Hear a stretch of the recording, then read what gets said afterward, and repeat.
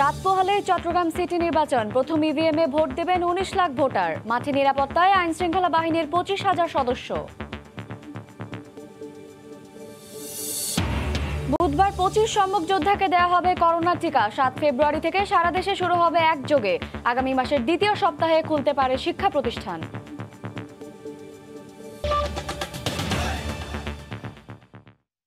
দেখছিলেন শিরোনাম। প্রবাসী সময়ের সঙ্গে আছি আমি শায়লা রহমান ইমা।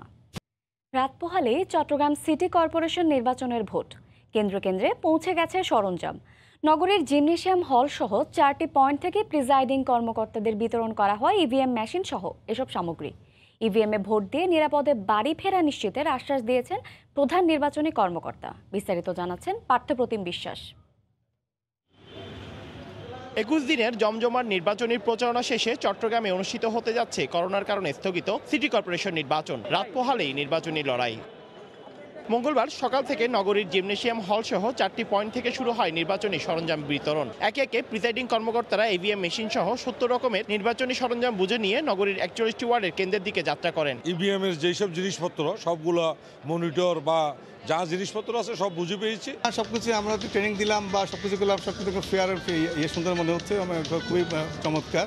উৎসবমুখর পরিবেশে উল্লেখযোগ্য সংখ্যক ভোটার উপস্থিত হবেন বলে আশা প্রধান নির্বাচনী কর্মকর্তার। নেওয়া হয়েছে নিরাপত্তা ব্যবস্থাও। সিটি কর্পোরেশন নির্বাচনটি এই প্রথমবারের মতোই একেবারে 735টি ভোট কেন্দ্র আছে, সকল কেন্দ্রে ইভিএম এর মাধ্যমে ভোট গ্রহণ অনুষ্ঠিত হবে। ভোটারদেরকে আমরা আশ্বস্ত করতে চাই একেবারেই তারা শান্তিপূর্ণভাবে ভোট কেন্দ্রে যেতে পারবে এবং ভোট কেন্দ্রে গিয়ে তাদের পছন্দের প্রার্থীকে ভোট দিয়ে তারা বাসায় ফিরে আসতে পারবে। আমরা আশা করছি এখানেও সন্তোষজনক ভোটার উপস্থিতি থাকবে। এবারের নির্বাচনে 735টি কেন্দ্রের 764টি বুথে ভোট গ্রহণ হবে। এতে প্রতিদ্বন্দ্বিতা করছেন 7 জন মেয়র ও 225 জন কাউন্সিলর প্রার্থী। গত বছরের 29শে মার্চ অনুষ্ঠিত হওয়ার কথা ছিল চট্টগ্রাম সিটি কর্পোরেশন নির্বাচন, কিন্তু করোনা মহামারীর কারণে সেই নির্বাচন অনুষ্ঠিত হওয়া সম্ভব হয়নি। 27শে জানুয়ারি চট্টগ্রাম সিটি কর্পোরেশনের ইতিহাসে প্রথমবারের মতো অনুষ্ঠিত হবে ইভিএম এর নির্বাচন। 19 লাখ ভোটার তাদের ভোটাধিকার সঠিকভাবে প্রয়োগ করতে পারবে এ প্রত্যাশা নগরবাসীর। জিমনেশিয়াম হল থেকে পার্থপ্রতিম বিশ্বাস, সময় সংবাদ। এদিকে চট্টগ্রাম সিটি নির্বাচনের সংখ্যা এড়াতে 25,000-এর বেশি পুলিশ, বিজিবি, র্যাব এবং আনসারের সমন্বয়ে কেন্দ্রভিত্তিক 4 স্তরে নিরাপত্তা বলয় গড়ে তোলা হচ্ছে। দায়িত্বরত আইন শৃঙ্খলা রক্ষা বাহিনীর সদস্যদের সর্বোচ্চ পেশাদারিত্ব বজায় রেখে ভোট গ্রহণ সম্পন্ন করতে নির্দেশনা দিয়েছে ঊর্ধ্বতন কর্মকর্তারা। সাক্ষাৎ রিপোর্ট ক্যামেরায় বিস্তারিত জানাচ্ছেন কমল দে। সিটি নির্বাচন শান্তিপূর্ণভাবে সম্পন্ন করতে সিএমপির 7,000 ফোর্সের পাশাপাশি দেশের বিভিন্ন ইউনিট থেকে আরো কয়েক হাজার পুলিশ নিয়ে আসা হয়েছে চট্টগ্রামে। সে সাথে মোতায়েন থাকছে 12,000 answer, 25 platoon BGB, 1 battalion RAB. ভোটের আগেই কর্ণফুলী নদীতে টহল দেবে সর্বোচ্চ পেশাদারিত্বের সাথে তারা ডিউটি করবে, যাতে নির্বাচন উৎসবমুখর হয়, আনন্দপূর্ণ হয় এবং সার্বিক আইন শৃঙ্খলা বজায় রাখার জন্য যে সকল কার্যক্রম নেওয়া দরকার সেগুলো যাতে গ্রহণ করে। ভোট কেন্দ্রে কোনো রকম জটিলতা কিংবা উত্তেজনাপূর্ণ কার্যক্রম সৃষ্টি করার চেষ্টা করছে। আমরা সবাইকে বলে দিয়েছি, সাথে সাথে সেই বিষয়ে যথাযথ আইনগত প্রক্রিয়া ব্যবস্থা নেওয়ার জন্য। নগরীর 39টি ওয়ার্ডে ক্ষমতাসীন আওয়ামী লীগ মনোনীত কাউন্সিলর প্রার্থীদের পাশাপাশি বিদ্রোহী প্রার্থীরা যেমন মুখোমুখি অবস্থান নিয়েছেন, তেমনি অনেকগুলি ওয়ার্ডে আওয়ামী লীগের প্রতিদ্বন্দ্বী রয়েছে বিএনপির কাউন্সিলর প্রার্থীরা। একই সাথে মেয়র প্রার্থীদের মধ্যে রয়েছে সংঘাতের আশঙ্কা, আর তাই কেন্দ্রভিত্তিক 4 স্তরের নিরাপত্তা বলয় গড়ে তুলতে চায় পুলিশ প্রশাসন। নগরীর 4টি পয়েন্টে শুরু হয় পুলিশ সদস্যদের ব্রিফিং। বিশেষ করে সুষ্ঠুভাবে ভোট নিতে পুলিশ সদস্যদের পেশাদারিত্ব বজায় রাখার আহ্বান জানান ঊর্ধ্বতন কর্মকর্তারা। যে কোনো কেন্দ্রে যে কোনো জায়গায় নির্বাচন কানেক্টেড কোনো ধরনের কোনো সহিংসতা হতে দেওয়া হবে না এবং এই নির্বাচনী সহিংসতা বা ফৌজদারি অপরাধ যেখানেই ঘটবে বা ঘটার সুযোগ থাকবে বা ঘটার চেষ্টা করবে সবগুলোই আমাদের পুলিশ ব্যবস্থা নেবে। 735 কেন্দ্রের মধ্যে 410টিকে ঝুঁকিপূর্ণ হিসেবে চিহ্নিত করেছে আইন শৃঙ্খলা রক্ষা বাহিনী। এইসব কেন্দ্রে 5 জন সশস্ত্র পুলিশ এবং 12 জন আনসার মোতায়েন থাকবে, আর সাধারণ কেন্দ্রে 2 জন পুলিশ এবং 10 জন আনসার সদস্য দায়িত্ব পালন করবে। কমল দে, সময় সংবাদ। চট্টগ্রাম সিটি কর্পোরেশন নির্বাচনের আগেই বিএনপির কারচুপি ও হামলা মামলার অভিযোগ অবান্তর বলে মন্তব্য করেছেন আওয়ামী লীগের সাধারণ সম্পাদক ওবায়দুল কাদের। মঙ্গলবার সকালে সরকারি বাসভবনে আয়োজিত এক ব্রিফিংয়ে তিনি একথা বলেন। কারো ব্যবসায়িক স্বার্থে সরকার করোনা ভ্যাকসিন সংগ্রহ করেনি জানিয়ে এ ধরনের স্পর্শকাতর ইস্যুতে বিভ্রান্তি না ছড়াতে বিএনপি নেতাদের প্রতি আহ্বান জানান তিনি। করোনার ভ্যাকসিন নিয়ে একটি রাজনৈতিক মহল জনমনে বিভ্রান্তি ছড়াচ্ছে। কাউকে লাভবান করার জন্য কারো ব্যবসায়িক স্বার্থে এই ভ্যাকসিন সংগ্রহ করেনি। তারা এখন চট্টগ্রাম সিটি কর্পোরেশন নির্বাচন নিয়েও তাদের বরাবরের মতো মিথ্যাচার করে যাচ্ছে। নির্বাচন হওয়ার আগেই কারচুপির অভিযোগ আনছে, মামলা হামলার অভিযোগ আনছে, যেটা বাস্তবে কতটা সত্য চট্টগ্রামের মানুষ ভালো করে জানে। অন্য প্রসঙ্গ, 7 ফেব্রুয়ারি সারা দেশে একযোগে করোনা টিকাদান কর্মসূচি শুরু হবে বলে জানিয়েছেন স্বাস্থ্যমন্ত্রী জাহিদ মালেক। মঙ্গলবার বিকেলে রাজধানীর কুর্মিটোলা জেনারেল হাসপাতালে ভ্যাকসিন প্রদান কেন্দ্র পরিদর্শনে এসে তিনি একথা জানান। বুধবার প্রধানমন্ত্রী শেখ হাসিনা ভার্চুয়ালি যুক্ত হয়ে টিকাদান কার্যক্রম উদ্বোধন করবেন। প্রথম দিন টিকা দেওয়া হবে সম্মুখ যোদ্ধা 25 জনকে। দেশে করোনা প্রতিরোধে শুরু থেকেই নিবেদিত ছিল কুর্মিটোলা জেনারেল হাসপাতাল। মহামারী থেকে বাঁচতে বহুল প্রতীক্ষিত টিকাদান কর্মসূচিও শুরু হচ্ছে হাসপাতালটি থেকে। মঙ্গলবার বিকেলে হয়ে গেল টিকাদানের মহড়াও। সার্বিক প্রস্তুতি দেখে যান স্বাস্থ্যমন্ত্রী জাহিদ মালেক। বুধবার বিকেল 3:30টায় এই হাসপাতালেই ভার্চুয়ালি টিকাদান কর্মসূচি উদ্বোধন করবেন প্রধানমন্ত্রী। গণভবন থেকে ভিডিও কনফারেন্সে 5 জনের দেহে টিকা প্রয়োগ সরাসরি দেখবেন তিনি। উদ্বোধনী দিনে টিকা পাবেন মোট 25 জন। পরদিন রাজধানীর 5 হাসপাতালে 500 স্বাস্থ্যকর্মীর ওপর টিকা প্রয়োগ করা হবে। আর আগামী 7 ফেব্রুয়ারি থেকে শুরু হবে সারা দেশে একযোগে টিকাদান। যাদেরকে এখানে প্রাথমিকভাবে টিকা দেওয়া হবে তার মধ্যে ডাক্তার রয়েছে, নার্স রয়েছে, স্বাস্থ্যকর্মী রয়েছেন, পুলিশের সদস্য, আর্মির সদস্য, গণমাধ্যমের সদস্য এবং আরও অন্যান্য ব্যক্তিবর্গরা রয়েছেন। আশা করছি আগামী 7 তারিখে একযোগে সারা দেশে টিকাদান কর্মসূচি শুরু হয়ে যাবে। স্বাস্থ্যমন্ত্রী জানান, বুধবার প্রধানমন্ত্রী টিকাদান কর্মসূচি উদ্বোধনের পর শুরু হয়ে যাবে সুরক্ষা অ্যাপের মাধ্যমে টিকা নেয়ার নিবন্ধন প্রক্রিয়াও। তবে যারা অ্যাপে নিবন্ধন করতে পারবেন না তারা জেলা উপজেলা স্বাস্থ্যকেন্দ্রে গিয়েও নিবন্ধনের সুযোগ পাবেন। জেলা হাসপাতাল, উপজেলা হাসপাতাল বা মেডিকেল কলেজ বা যেখানে ভ্যাকসিনের সেন্টার করা হবে সেখানে যে তারা টিকা নিতে পারবে এবং সেখানে তাদের নিবন্ধন করে নিতে পারবে। এদিকে ভারতের সেরাম ইনস্টিটিউট থেকে বেক্সিমকোর কেনা অক্সফোর্ড অ্যাস্ট্রাজেনেকার 3 কোটি ডোজ টিকার প্রথম লটের 50 লাখ ডোজের ছাড়পত্র দিয়েছে ওষুধ প্রশাসন অধিদপ্তর। ফিজিক্যাল যে প্যারামিটার যেগুলো আছে সেগুলো আমরা দেখেছি যে সার্বিকভাবে সবকিছু আমরা সন্তোষজনক পাওয়ায় আমরা কিন্তু এই ভ্যাকসিনের লট রিলিজ সার্টিফিকেট দিচ্ছি। এছাড়া টিকার পার্শ্ব প্রতিক্রিয়া দেখা দিলে সব ধরনের প্রস্তুতি রয়েছে বলে জানায় অধিদপ্তর। ফারুক ভিয়া, রবিন, সময় সংবাদ, ঢাকা। এদিকে ভ্যাকসিন কার্যক্রম চালাতে সম্পূর্ণ প্রস্তুত ঢাকা মেডিকেল কলেজ হাসপাতালও। 28 জানুয়ারি থেকে করোনার টিকা দিতে সার্বিক প্রস্তুতি শেষ করেছে কর্তৃপক্ষ। 4টি বুথ সহ সেখানে করা হয়েছে পোস্ট ভ্যাকসিন ওয়েটিং জোন। কার্যক্রম পুরোপুরি শুরু হলে টিকা নিয়ে গুজব মানুষ বিশ্বাস করবে না বলে জানান টিকা নিতে যাওয়া প্রথম চিকিৎসক। হায়দার আলীর পাঠানো তথ্য, ছবিতে রিপোর্ট।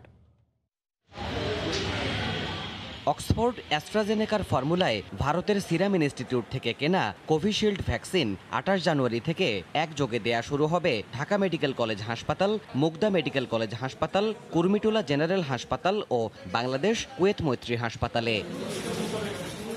ঠিক এখন কোন অবস্থায় রয়েছে এসব হাসপাতালের প্রস্তুতি জানতে চাইলে ডিএমসি কর্তৃপক্ষ জানায় সব কার্যক্রম প্রায় শেষ পর্যায়ে।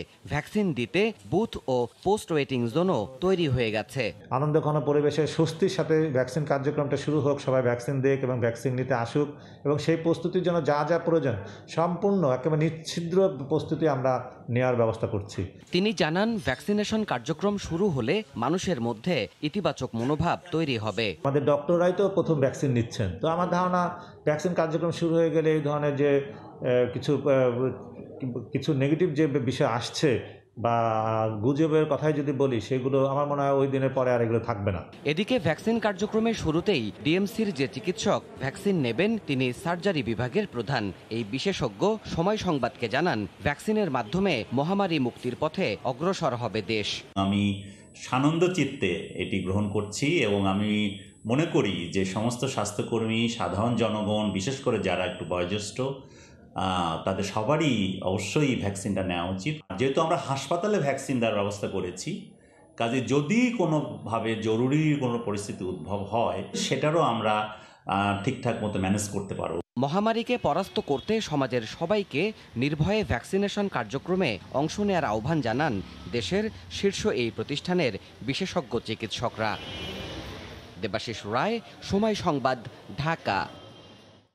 করোনার কারণে 11 মাস বন্ধ থাকার পর ফেব্রুয়ারির দ্বিতীয় সপ্তাহের মধ্যে দেশের সব স্কুল খুলে দেওয়ার পরিকল্পনা নিয়েছে সরকার। মঙ্গলবার দুপুরে সচিবালয়ের সাংবাদিকদের এ তথ্য জানান প্রাথমিক ও গণশিক্ষা প্রতিমন্ত্রী জাকির হোসেন। করোনা প্রতিরোধে স্কুলের শিক্ষক কর্মচারীদের জন্য ভ্যাকসিন চেয়ে এরই মধ্যে স্বাস্থ্য মন্ত্রণালয়ের চিঠি পাঠানো হয়েছে বলেও জানান প্রতিমন্ত্রী। দেশে করোনার প্রাদুর্ভাব শুরুর পর গত বছরের 17ই মার্চ থেকে বন্ধ করে দেওয়া হয় সব শিক্ষা প্রতিষ্ঠান। এরপর দফায় দফায় বেড়েছে সেই মেয়াদ। এর মধ্যে স্বাস্থ্যবিধি মেনে প্রাথমিকের বই বিতরণ সহ বেশ কিছু শিক্ষা কার্যক্রম চালানো হয়েছে। এবার মন্ত্রণালয় থেকে জানানো হয় সরকারের সংশ্লিষ্টদের সাথে আলোচনা শেষে ফেব্রুয়ারিতে খুলে দেওয়া হবে স্কুল। আন্তর্জাতিক যেগুলো স্বাস্থ্য সংস্থা আছে এবং আমাদের সরকারের যে নির্দেশনা আছে আমরা সেই মোতাবেক খুলবো আর কি। আমরা চিন্তা করতেছি যে ফেব্রুয়ারি মাসে আমরা স্কুলগুলো খুলে দেবো আর কি। ফেব্রুয়ারির প্রথম সপ্তাহ বা দ্বিতীয় সপ্তাহ এরকম চিন্তা করতেছি, যে এর মধ্যে আমাদের পরিবেশ পরিস্থিতি একটু ভালো হলে আমরা স্কুল খুলে দেব। শিক্ষা প্রতিষ্ঠানে স্বাস্থ্যবিধি মেনে চলতে হবে। শিক্ষার্থীদের বয়স 18 বছরের কম হওয়ায় তাদের ভ্যাকসিন দেওয়া যাবে না, তবে টিকা চাওয়া হয়েছে শিক্ষক কর্মচারীদের জন্য। আমরা শিক্ষক, আমাদের কর্মকর্তা কর্মচারী যারা আছে তাদের জন্য আমরা স্বাস্থ্য মন্ত্রণালয়ে একটা চিঠি লিখেছি আমাদেরকে জন্য ভ্যাকসিনের আওতায় আনা হয়। এদিকে সরকারের এই ঘোষণাকে স্বাগত জানিয়েছে শিক্ষার্থী অভিভাবকরা। স্কুলে গেলে বান্ধবীদের সাথে দেখা করতে পাবো, সময় পার হবে, আমি অনেক খুশি। পড়ালেখা করব, তার সাথে বন্ধুদের সাথে দেখা করব, খেলা করব, আমার আনন্দই লাগছে। আমাদের সবাই একসাথে খেলতে পারবো, বন্ধু বান্ধব একসাথে দেখা করতে পারবো। পড়তে বসালে আবার খুব প্রেশার হয়, পড়তে চায় না, আর স্কুলে স্যারদের প্রেশার থাকলে বাচ্চারা পড়তো। তবে কিন্ডারগার্টেন স্কুলগুলো খোলার সিদ্ধান্ত প্রতিষ্ঠানগুলো নিজেরা নেবে বলে জানিয়েছে মন্ত্রণালয়। হেসান জুয়েল, সময় সংবাদ, ঢাকা। এদিকে মার্চের প্রথম সপ্তাহে ঢাকা বিশ্ববিদ্যালয়ের হল আংশিকভাবে খুলে দেয়া হবে বলে জানিয়েছেন প্রক্টর অধ্যাপক ডক্টর AKM গোলাম রব্বানী। মঙ্গলবার রাতে উপাচার্য বাসভবনে প্রভোস্ট কমিটির এক সভায় এ বিষয়ে আলোচনা হয়। সভায় অনার্স ও মাস্টার্স শিক্ষার্থীদের জন্য আবাসিক হল খুলে দিতে প্রভোস্টদের প্রস্তুতি নিতে বলেছে কর্তৃপক্ষ। হলের সার্বিক প্রস্তুতি, শিক্ষার্থীদের মানসিক প্রস্তুতি এবং কোভিড পরিস্থিতি বিবেচনা করেই মার্চের প্রথম সপ্তাহে শুধুমাত্র যারা মাস্টার্স শেষ পর্ব এবং অনার্সের পরীক্ষার্থী তাদেরকে অগ্রাধিকার ভিত্তিতে হলে ওঠানোর কথা ভাবা হচ্ছে। এক্ষেত্রে সামাজিক দূরত্ব ও স্বাস্থ্যবিধি মেনেই হল খুলে দেয়া হবে বলেও জানান প্রক্টর।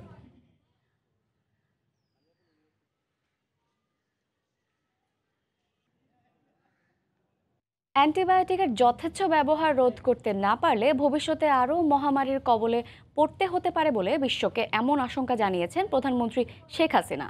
তিনি বলেন, মানব স্বাস্থ্য, গবাদি পশু এমনকি কৃষিকাজে পরিমিত অ্যান্টিবায়োটিকের ব্যবহার নিশ্চিত করার কোনো বিকল্প নেই। মঙ্গলবার ওয়ান হেলথ গ্লোবাল লিডার্স গ্রুপের উদ্বোধনী বৈঠকে ভার্চুয়াল বক্তব্যে প্রধানমন্ত্রী একথা বলেন। এ সময় সংকট সমাধানে 6 দফা প্রস্তাব উত্থাপন করেন সরকার প্রধান। Humankind is facing one of the gravest threats due to the COVID-19 pandemic for more than a year now. However, the silently emerging antimicrobial resistance could endanger all of the significant advances of modern medicine. If we cannot control the careless and indiscriminate use of the antibiotics at this moment, we will see more frequent and even more deadly pandemics. প্রতি ট্রেনে 3 থেকে 4 জন নিরাপত্তা সদস্যের দায়িত্ব পালনের কথা থাকলেও করছেন মাত্র 1 জন। বাকিদের টাকা যাচ্ছে ইনচার্জদের পকেটে। এভাবে ভুয়া তালিকা তৈরি করে লাখ লাখ টাকা হাতিয়ে নেওয়ার অভিযোগ উঠেছে রেলের নিরাপত্তা বাহিনীর ইনচার্জদের বিরুদ্ধে। সময়ের অনুসন্ধানে যার প্রমাণও মিলেছে। তবে এ অভিযোগ অস্বীকার করেছেন রেলওয়ে নিরাপত্তা বাহিনীর কমলাপুর থানার কর্মকর্তা। নাজমুস সালিহর রিপোর্ট। সিলেটগামী ট্রেন জয়ন্তিকা এক্সপ্রেস ছেড়ে যাওয়ার উদ্দেশ্যে অপেক্ষা করছে কমলাপুর রেল স্টেশনে। পূর্বাঞ্চলের প্রতিটি আন্তনগর ট্রেনে নিরাপত্তার জন্য 3 থেকে 4 জন করে রেলওয়ে নিরাপত্তা বাহিনী RNB সদস্য দায়িত্ব পালনের কথা। খোঁজ নিয়ে দেখা যায় খাতা কলমে ট্রেনটিতে দায়িত্ব পালন করছেন সিপাহী আবু সায়েম, নেসার উদ্দিন ও মাকসুদুল হাসান। আমি এখানে একা, এখানে নাম লেখছে 3 জনেরই। কয়জন দায়িত্ব পালন করছেন আজকে? আরে ভাইয়া আমার ইনচার্জের কাছে। ওই দিন পূর্বাঞ্চলগামী সবকটি ট্রেনে 3 থেকে 4 জনের পরিবর্তে একজনকে দায়িত্ব পালন করতে দেখা গেছে। তবে ক্যামেরার সামনে কথা বলতে রাজি হননি কেউ। আপনি আমার কর্তৃপক্ষ আছে, যান। ট্রেন পরিচালকরাও স্বীকার করছেন অনুপস্থিতির কথা। তার ডিপার্টমেন্ট অ্যাকশন নেবে, আমার কন্ট্রোলকে আমি জানাই দিই যে একজন RNB পাওয়া গেছে। পূর্বাঞ্চলে প্রতিদিন 46টি ট্রেন চলাচল করে। দায়িত্ব পালনের জন্য একজন RNB সদস্যকে বেতন বাদেই অতিরিক্ত 300 টাকা ভাতা দেয়া হয়। গড়ে যদি 2 জন করেও অনুপস্থিত থাকে, সে হিসেবে প্রতিদিন প্রায় 28,000 টাকা, আর বছরে প্রায় 1 কোটি। উপস্থিত না থেকেও যারা দায়িত্ব পালন করছেন তাদের টাকা উত্তোলন করে কে? টাকাটা কে নেয়? ওই লোক তো আসে না ডিউটিতে। আরে যে নেয়, যে সিসিতে আসছে না। এই অভিযোগ অস্বীকার করেন কমলাপুর থানার অফিসার ইনচার্জ। এখানে কিন্তু এরকম সুযোগ নেই। অনেক সময় অনেকে এরা অজান্তে, কিন্তু আসলে এরকম হওয়ার কথা না। তবে তদন্ত সাপেক্ষে ব্যবস্থা নেওয়ার কথা জানালেন RNBর বিভাগীয় প্রধান। যদি এই ধরনের কোনো ঘটনা থাকে আমার কাছে পাওয়া যায়, তথ্য প্রমাণ আপনারা দিতে পারেন বা আমি ব্যবস্থা নেব। পূর্বাঞ্চল ও পশ্চিমাঞ্চল মিলে 2700 জন RNB সদস্য কর্মরত আছে। নাজমুস সালিহি, সময় সংবাদ, ঢাকা।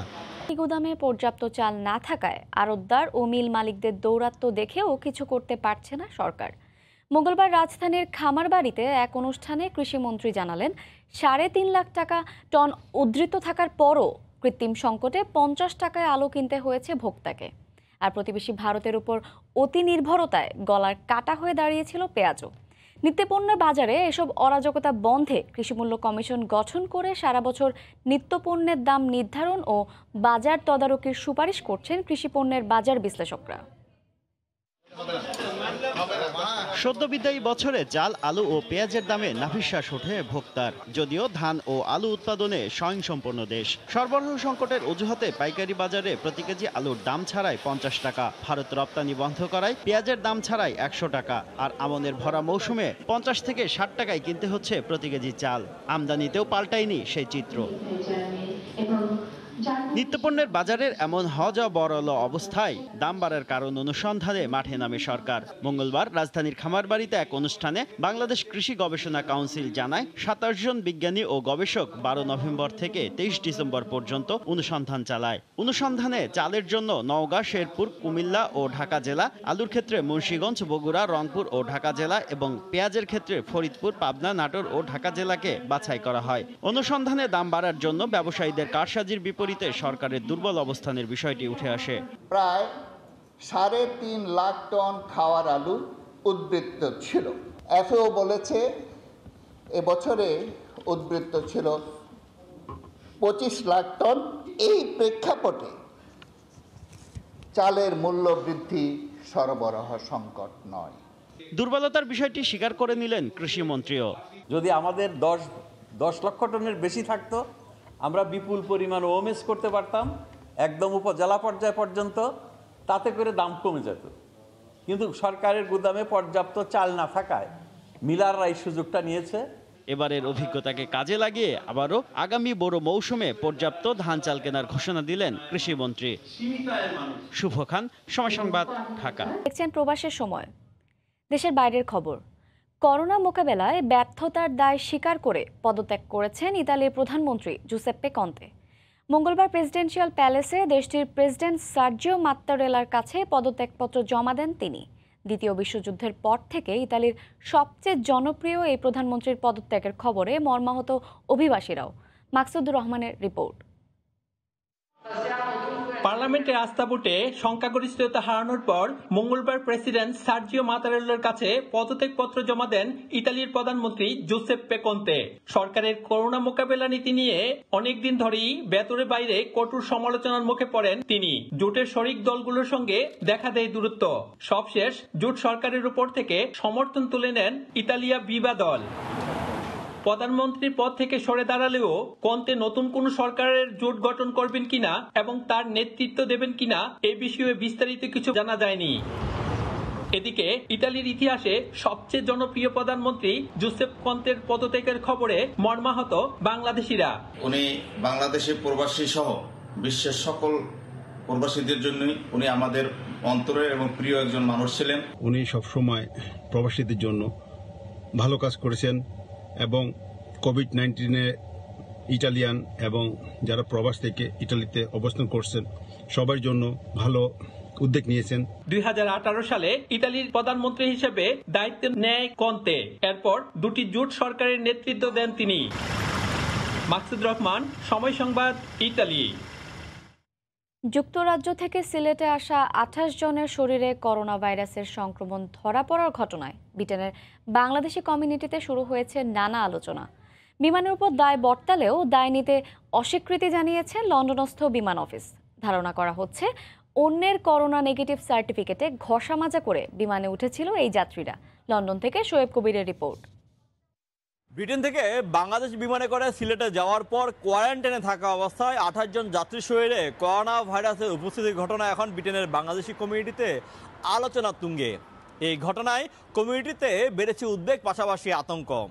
তবে বিমান বাংলাদেশ কর্তৃপক্ষের দাবি কোনো যাত্রী করোনা ভাইরাসের PCR টেস্ট ছাড়া বোর্ডিং করেনি।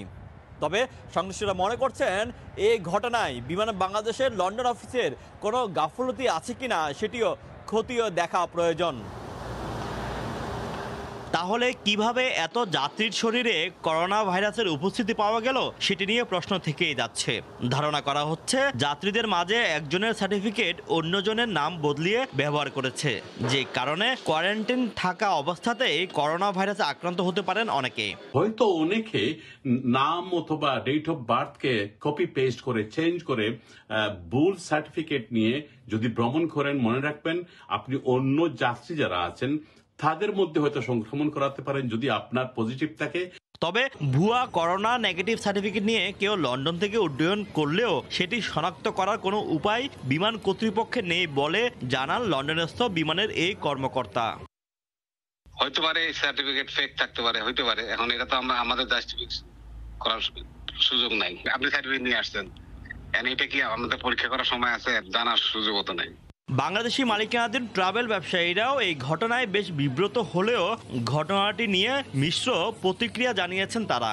টেস্টগুলি কোনো সময় নেগেটিভ দেখায়, কোনো সময় ফলস পজিটিভ দেখায়। সো এইটা অবশ্যই আমার মনে হয় এটা তদন্তের বিষয়। 3 দিন আগে টেস্ট করার পরে কি নিশ্চয়তা আছে যে আপনার কাছে অন্যর কাছ থেকে আপনার কাছে ভাইরাস আসবে না? আমি একজন প্যাসেঞ্জারের সাথে আজকে কথা বলেছি, সে মনে করতেছে তাকে আবারও করোনা ভাইরাসের টেস্ট করা তার জন্য প্রযোজ্য। সে বিশ্বাস করে এবার যদি তার টেস্ট করা হয় তাহলে তার নেগেটিভ চলে আসবে। বিষয়টি নিয়ে উদ্বেগ প্রকাশ করেছেন লন্ডনস্থ বাংলাদেশ হাই কমিশনার সাইদা মুনা তাসনিম। বিমান বাংলাদেশের লন্ডন অফিসের সাথে বিষয়টি খতিয়ে দেখবেন বলেও তিনি জানান। শোয়েব কবির, সময় সংবাদ, লন্ডন। ইউরোপে জনসংখ্যার দিক থেকে মোট আক্রান্ত ও মৃত্যুর সংখ্যায় যুক্তরাজ্যের পরেই অবস্থান করছে পর্তুগাল। ভ্যাকসিন কার্যক্রম শুরুর 1 মাসেও ভয়াবহ পর্তুগালের করোনা পরিস্থিতি। লিসবন থেকে তারিকুল হাসান আশিকের রিপোর্ট। 27 ডিসেম্বর অন্যান্য দেশের সাথে একযোগে ভ্যাকসিন কার্যক্রম শুরু করে পর্তুগাল। এরই মধ্যে স্বাস্থ্য খাতের প্রায় 50,000 কর্মীকে প্রথম ডোজের পর শুরু হয়েছে দ্বিতীয় ডোজের প্রয়োগ। আসন্ন গ্রীষ্মেই 70 ভাগের বেশি প্রাপ্তবয়স্ককে ভ্যাকসিনের আওতায় আনতে কাজ করছে দেশটি। তবে জানুয়ারির দ্বিতীয় সপ্তাহেই করোনার নিয়ন্ত্রণহীন ঊর্ধ্বগতিতে ফের পূর্ণ লকডাউনে যেতে বাধ্য হয় দেশটি। তবে চিত্র পাল্টায়নি, বরং হতাশা বাড়ছে বাংলাদেশি যুবকদের মাঝে। পর্তুগালে ডিসেম্বরের শেষের দিকে ভ্যাকসিন দেওয়া শুরু হয়েছিল। আমরা মনে করছিলাম যে জানুয়ারি শেষের দিকে হয়তো বা সব কিছু মোটামুটি স্বাভাবিক হয়ে যাবে, কিন্তু এখন কিন্তু সেরকম কোনো কিছু আমরা দেখতেছি না, দেখি না এই পর্যন্ত। এই জন্য আমরা খুবই আসলে উদ্বিগ্ন আছি যে সামনে কি হবে, আমরা আসলে কিছু বুঝতেছি না। বর্তমান পরিস্থিতিতে দ্বিতীয় লকডাউনে কর্মসংস্থানের সুযোগটি সংকুচিত হয়ে আসছে। এটা আসলে আমরা যারা যুব সমাজ সবাই উদ্বিগ্নতার মধ্যে দিয়ে আছি, কেননা আমাদের যা সেভিং ছিল সবার প্রায় শেষের দিকে। লকডাউনের কারণে আমরা কোথাও বেরোতে পারতেছি না, কাজ করতে পারতেছি না, আর পাশাপাশি হচ্ছে যে আমাদের কাজও করতে হচ্ছে। উইদাউট ওয়ার্ক আমরা সার্ভাইভ করতে পারবো না। আসলে 11 সপ্তাহে প্রতিদিনই গড়ে 250 শতাধিক মৃত্যু ও 15,000-এর বেশি আক্রান্ত দেখেছে পর্তুগাল। 1 কোটির কিছু বেশি জনসংখ্যার দেশ পর্তুগালে মৃতের সংখ্যা প্রায় 11,000। করোনার যে সংখ্যা বাড়ছে তার চেয়ে কোনো অংশে কম নয় বাড়তে থাকা হতাশার মাত্রাও।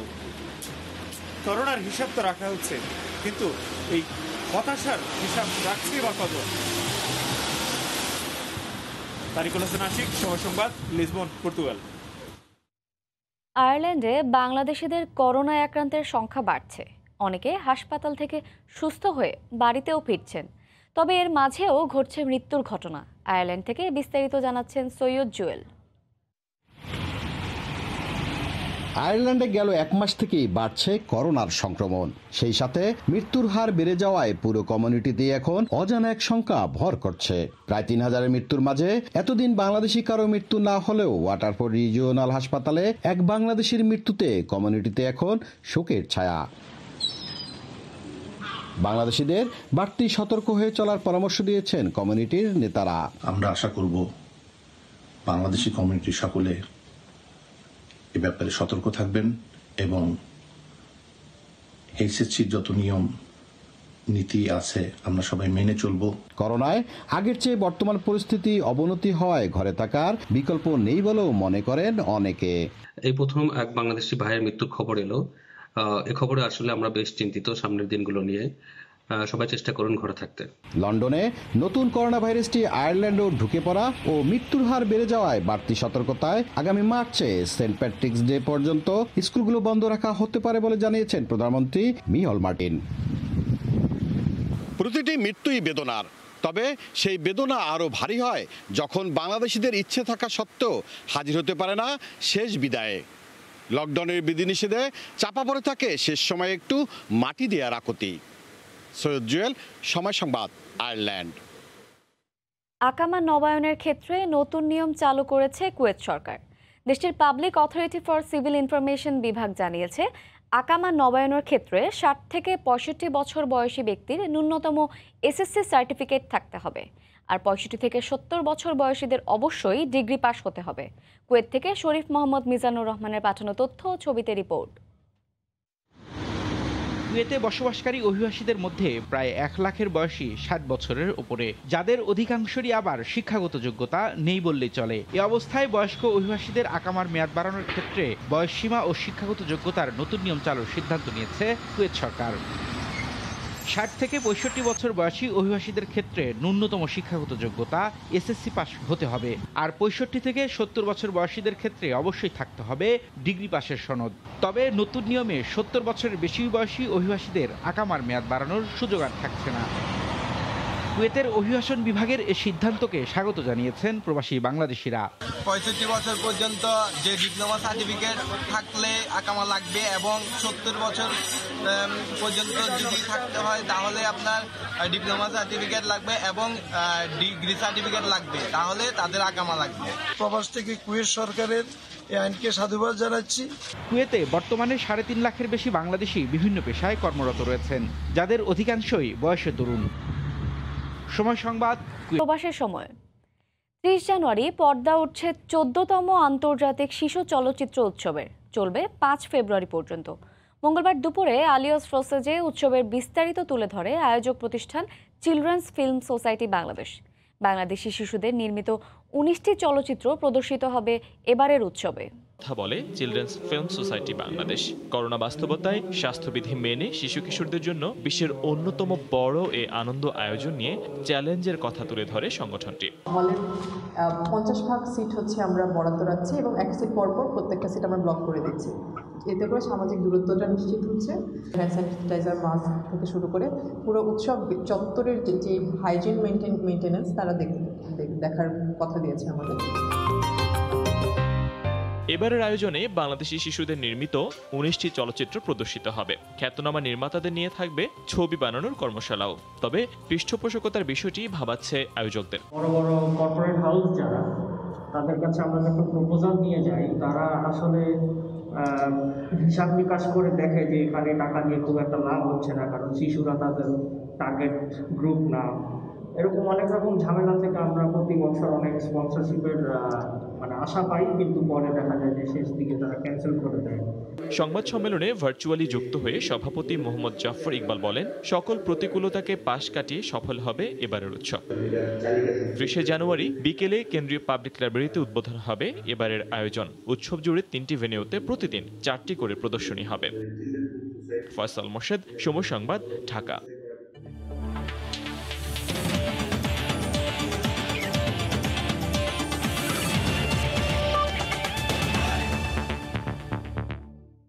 ব্যক্তিগত কারণে নিউজিল্যান্ড সফরে বাংলাদেশের হয়ে খেলতে পারবেন না সাকিব আল হাসান। কয়েকটি গণমাধ্যমের এমন খবর ভিত্তিহীন বলে দাবি করেছেন cricket operations chairman Akram Khan. এ ব্যাপারে বোর্ড এখনও কোনো চিঠি পায়নি বলেও জানান আকরাম। এদিকে করোনার কারণে লম্বা সময় পর বুধবার বিকেলে ভার্চুয়াল বোর্ড সভা অনুষ্ঠিত হবে। ক্রিকেটারদের কেন্দ্রীয় চুক্তি ছাড়াও আসবে বেশ কিছু গুরুত্বপূর্ণ সিদ্ধান্ত। বিস্তারিত হুমায়ুন কবির রোজের রিপোর্টে। এগুলো আসলে ভেতরের কথা বাইরে কিভাবে এত আসে সেটাও আমি জানি না, বাট এগুলো আসলে টিম ম্যানেজমেন্ট এবং আমার যখন একান্ত মিটিং হবে তখনই হয়তো বোঝা যাবে। ঘরের খবর বাহিরে আসে কিভাবে? কিছুটা বিরক্ত হয়ে সাকিব নিজেই এই প্রশ্নটা তুলেছেন।